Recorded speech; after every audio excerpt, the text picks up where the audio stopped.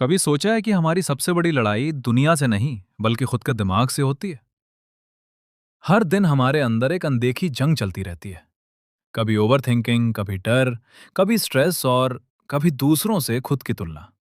धीरे धीरे ये सारी चीजें हमारी शांति, फोकस और खुशियों को अंदर ही अंदर खत्म करने लगती हैं। लेकिन सोचिए, अगर आप अपने दिमाग को कंट्रोल करना सीख जाएं तो क्या होगा? अगर आपके विचार आपके खिलाफ काम करने की बजाय आपके लिए काम करने लगे, तो क्या आपकी पूरी जिंदगी बदल सकती है? यहीं पर एक बहुत गहरी बात सामने आती है। नेपोलियन हिल ने कहा था, या तो आप अपने मन के मालिक बनिए या फिर आपका मन आपका मालिक बन जाएगा। आज हम समझेंगे कि अपने माइंड को शांत और मजबूत कैसे बनाया जाए। कोई जादुई तरीका नहीं, बल्कि ऐसे आसान और प्रैक्टिकल स्टेप्स जो धीरे धीरे आपके सोचने के तरीके को बदल सकते हैं। चैप्टर 1, हमारा माइंड इतना बेचैन क्यों रहता है? अगर हम अपने माइंड को ध्यान से देखें तो एक बात समझ आती है। दिमाग कभी सच में शांत नहीं रहता। चाहे हम नोटिस करें या नहीं, हमारे अंदर लगातार कुछ ना कुछ चलता रहता है। विचार आते रहते हैं, जाते रहते हैं। समस्या सोचने में नहीं है। समस्या तब शुरू होती है जब सोचने की दिशा हमारे कंट्रोल से बाहर हो जाती है।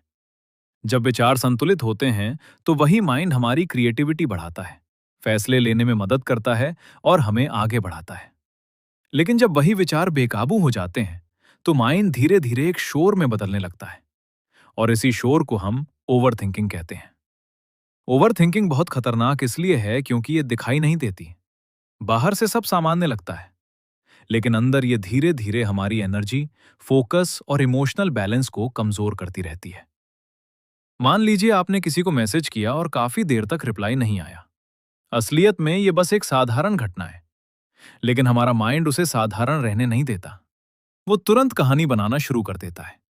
शायद वो नाराज है, शायद मैंने कुछ गलत कह दिया, शायद वो मुझे इग्नोर कर रहा है। और कुछ ही मिनटों में एक छोटी सी बात कई तरह की कल्पनाओं में बदल जाती है। यही ओवरथिंकिंग की असली ताकत है। ये हकीकत से ज्यादा हमारी कल्पनाओं पर चलती है। और सबसे बड़ी बात, हमारा दिमाग अक्सर हमें बचाने की कोशिश में ही हमें परेशान कर देता है।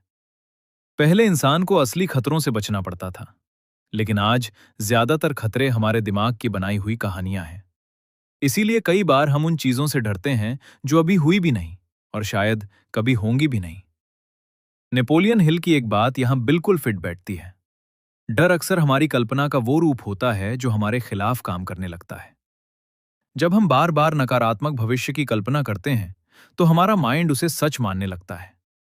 फिर हमारे इमोशंस और फैसले उसी हिसाब से बदलने लगते हैं।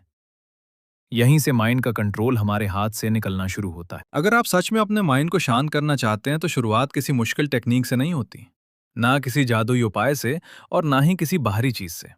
इसकी शुरुआत होती है एक बेहद साधारण लेकिन शक्तिशाली चीज से, अवेयरनेस। अवेयरनेस का मतलब सिर्फ जागना या होश में होना नहीं है।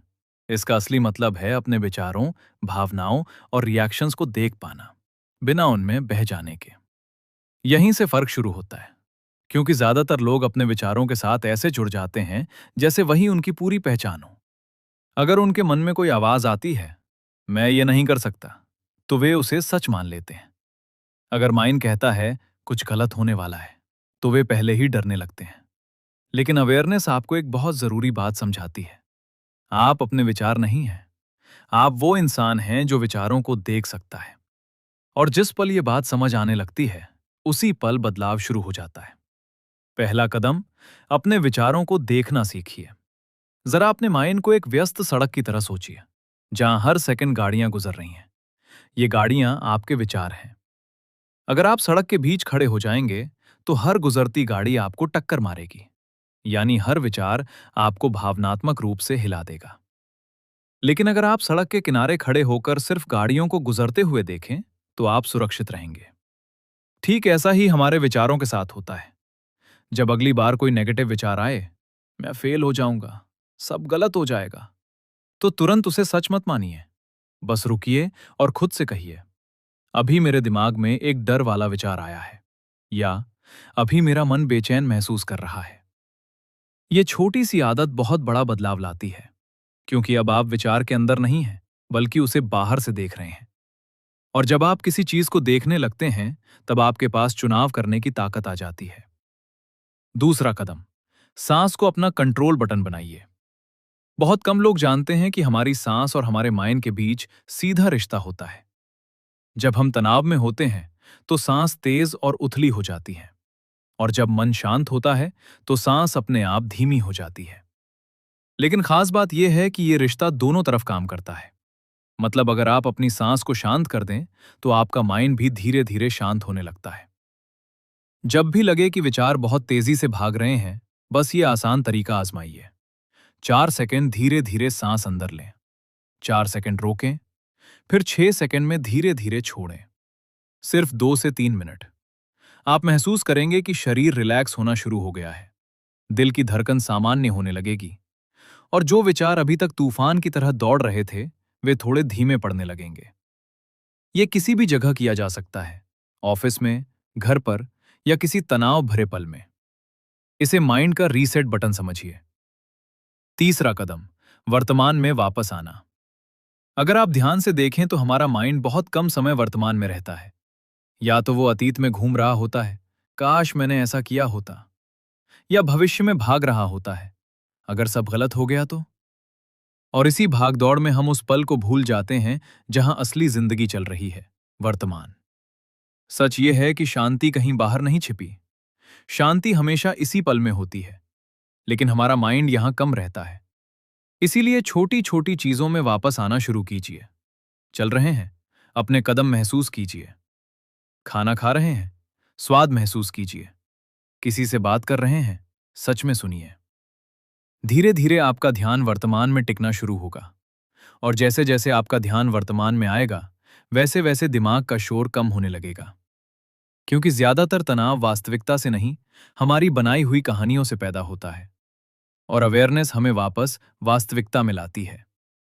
याद रखिए, जब अवेयरनेस आती है तो स्पष्टता आती है, स्पष्टता से कंट्रोल आता है, और जहां कंट्रोल आता है वहां शांति अपने आप आने लगती है। चैप्टर 3, अपने विचारों को नई दिशा देना।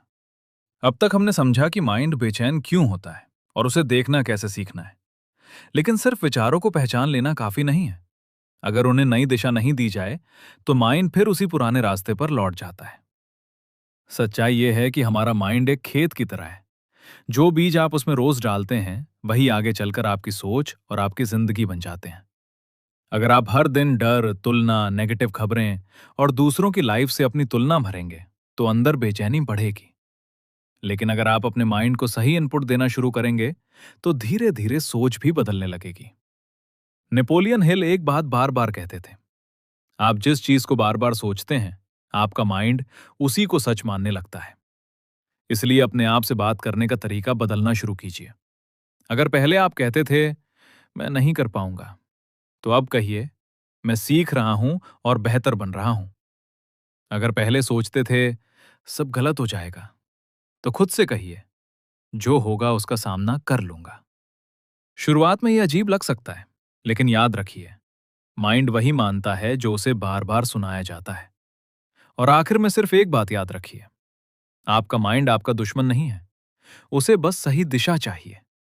जिस दिन आप अपने विचारों के पीछे भागना छोड़कर उन्हें संभालना सीख जाएंगे, उसी दिन आपको समझ आएगा कि शांति बाहर नहीं, हमेशा आपके अंदर थी।